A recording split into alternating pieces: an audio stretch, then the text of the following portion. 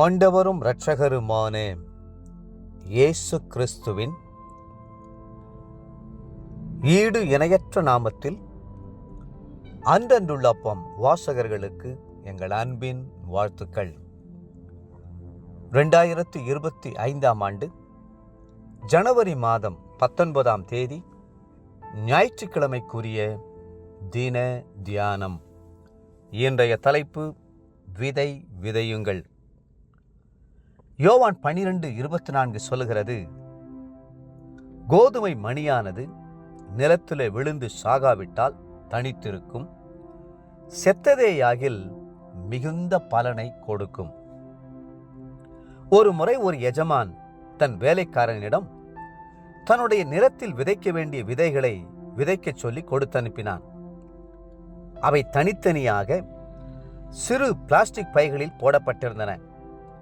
ஆனால் அந்த வேலைக்காரனோ பிளாஸ்டிக் உரையை அகற்றாமல் நிலத்தை தோண்டி விதைகள் அத்தனையும் பையோடு சேர்த்து விதைத்து விட்டான். சில நாட்களுக்கு பிறகு செடிகள் முளைத்திருக்கிறதா என்று பார்க்கும்படி எஜமான் ஆவலோடு நிலத்துக்கு வந்தார். அந்தோ ஒரு செடி கூட முளைக்கவில்லை. அவருக்கு சந்தேகம் உண்டாயிற்று. வேலைக்காரனை மிரட்டி கேட்டபோது அவன் பிளாஸ்டிக் பையோடு விதைகளை புதைத்ததை ஒப்புக்கொண்டான்.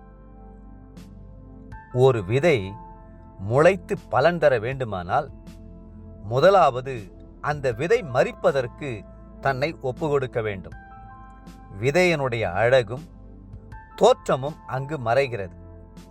அது பூமியில் உள்ள தண்ணீரை உறிஞ்சி அதிலிருந்து வேர் கீழே இறங்க இளம் குருத்து மேலே எழும்புகிறது. பின்பு அந்த விதை காணப்படுவதில்லை, முற்றிலும் மரித்து செடிக்கு உயிரை தந்துவிடுகிறது.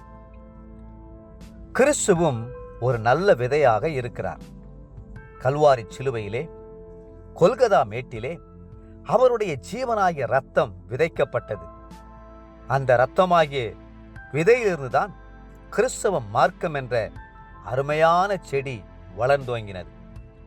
அவருடைய மரணம்தான் நம்முடைய ஜீவனின் ஆரம்பம்.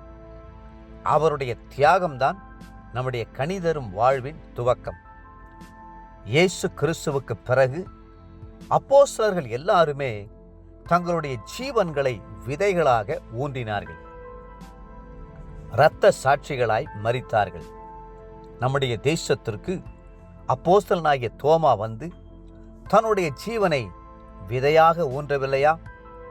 அப்போஸ்தலனாகிய பவுல் எழுதுகிறார், பாவத்துக்கு மரித்த நாம் இனி அதிலே எப்படி பிழைப்போம்? மரித்தவன் பாவத்துக்கு நீங்கி விடுதலையாக்கப்பட்டிருக்கிறானே, அப்படியே நீங்களும் உங்களை பாவத்திற்கு மரித்தவர்களாகவும் நம்முடைய கர்த்தராகிய இயேசு கிறிஸ்துவுக்குள் தேவனுக்கென்று பிழைத்திருக்கிறவர்களாகவும் எண்ணிக்கொள்ளுங்கள். சாவுக்கேதுவான உங்கள் சரீரத்தில் பாவம் ஆளாதிருப்பதாக.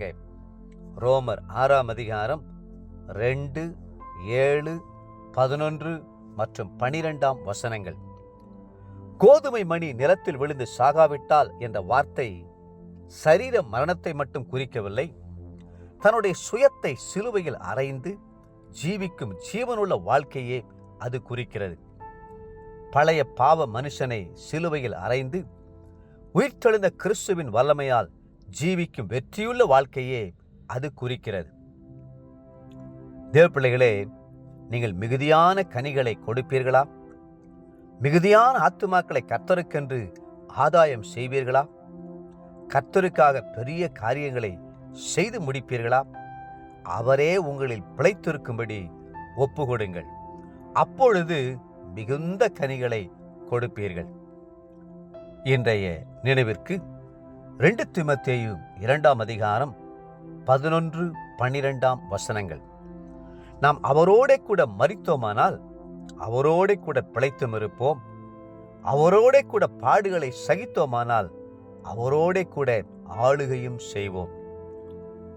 இன்றைய வேத வாசிப்பு காலை ஆதியாகமம் 46, 47 மற்றும் 48ஆம் அதிகாரங்கள். மாலை மத்தேயு 13ஆம் அதிகாரம் 1 30ஆம் வசனம் முடிய. அன்புக்குரிய அன்றன்றுள்ளப்பம் வாசகர்களே, மீண்டும் உங்களை வாழ்த்துகிறோம். உங்கள் சரீரங்களையும் கர்த்தருக்கென்று ஒப்புக்கொடுங்கள். கர்த்தர்தாமே உங்களை ஆசீர்வதித்து மென்மேலும் உயர்த்துவாராக. ஆமென்.